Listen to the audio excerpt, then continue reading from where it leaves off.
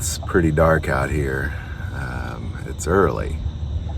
I woke up early, not on purpose, but I was up early and I was going to wait till the sun came out until it got lighter to film. But based on what we're talking about today, I thought the darkness might be appropriate. So I'm just going to pick up where we left off in Matthew. We're going verse by verse if this is the first time you're following us. From Matthew 24 all the way to the end. This episode, I think 60, 61, somewhere in there.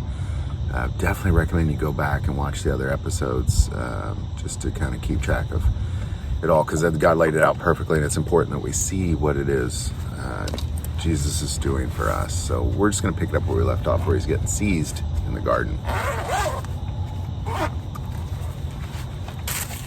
And while he was still speaking, behold, Judas, one of the 12, with a great multitude with swords and clubs, came from the chief priests and elders of the people. Now his betrayer had given him a sign, saying, whomever I kiss, he is one, seize him. And immediately he went up to Jesus and said, greetings, Rabbi, and kissed him. And Jesus said to him, friend, why have you come? Then they came and laid hands on Jesus and took him. And suddenly one of those who were with Jesus stretched out his hand and drew his sword, struck the servant of the high priest, and cut off his ear. Jesus said, put your sword in its place, for all who take the sword will perish by the sword. Or do you think that I cannot now pray to my Father, and he will provide me with more than 12 legions of angels?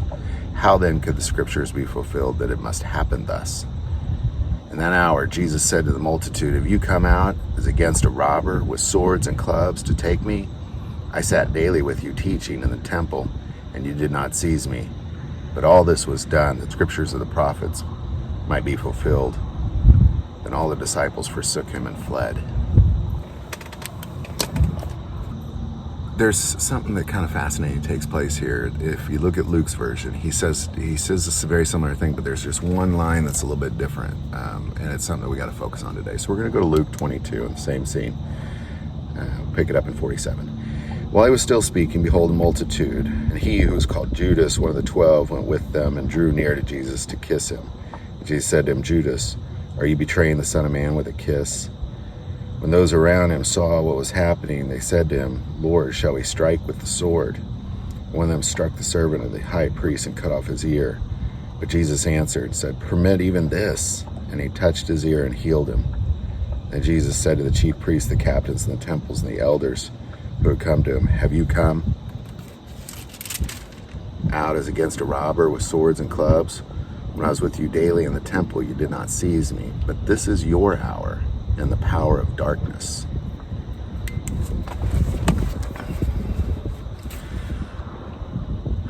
Now that particular verse really stood out to me because this is Satan's hour. It's the hour of darkness that's taking place. This is his hour. All hands off. You know, he could have had legions of angels come and destroy him, but it was an all hands off. It was all hands off. God's hands are off. The angel, everybody just stood back and watched. Because it was prophesied, it had to happen. But it was the hour of darkness. It belonged to the darkness at that moment. This battle of good and evil is a constant battle, but in that moment the battle stopped and it was just darkness. And Satan reigned. And the angels and God just let it happen. Because it had to happen. It was a redemption of mankind. And I think to some degree, you know, we love Jesus because of what he did for us. It's hard not to love somebody who lays down their life for you. But there's got to be a degree of love for the angelic hosts and God in that moment too, because they could have stopped it, but they didn't. And they didn't stop it because of you and me. I'm sure God wanted to stop it, but he didn't. Jesus wanted it to stop, but he didn't. The angels are just going to do whatever God tells them to do. But they all did it for you and me. They let that play out the way it did. Darkness ruled the hour, and they let it happen. They had to. That's how scriptures would be fulfilled, just like Jesus said.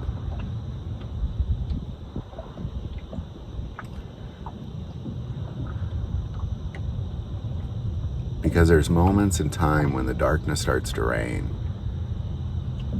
this was definitely one of those moments. And this moment that Jesus has seized and captured and tried, I do believe that's a reflection of what we will endure. He said, pick up your cross and follow me. It's definitely a reflection of what the disciples endured. And what I've read about sounds like it's something we're going to endure. And in that moment, those 3.5 years of tribulation, darkness will rule. That'll be the hour of darkness. And he really will rule this world, literally. And we will be outlaws, just like Jesus and soon his disciples. I think it's such a beautiful moment what Jesus did there, because in such a calm way, wake up, my betrayer is at hand. All right, well, should we kill him with our swords? No. How else will the scriptures be fulfilled? This has to take place. And he just reaches up and attaches that guy's ear back on. Or just makes it reappear and it was still on the ground. I don't know. Those around him saw what was going to happen. They said to him, Lord, shall we strike with the sword? One of them struck the servant, the high priest, and cut off his right ear. But Jesus answered and said, permit even this. And he touched his ear and healed him. And Jesus said to the chief priests, captains of the temple, and the elders who had come with him, have you come out against a robber with swords and clubs? When I saw you daily in the temple, you did not try to seize me. But this is your hour and the power of darkness. And right before his second return, that'll be their hour. For 3.5 years, it'll be their hour, the hour of darkness. And we'll endure the same thing. And watching how these guys handle this situation through the rest of this book and into the book of Acts is really critical to understanding what it is we should be doing, because I've never really known anybody to read the book of Acts and then actually perform acts. I've read, I know a lot of people that read it, but they don't actually do it. When darkness rules the hour, everybody in that moment knew that. When he said that, they had to have known that was true. As the disciples followed and watched the next 24 hours play out, I'm sure it felt very dark.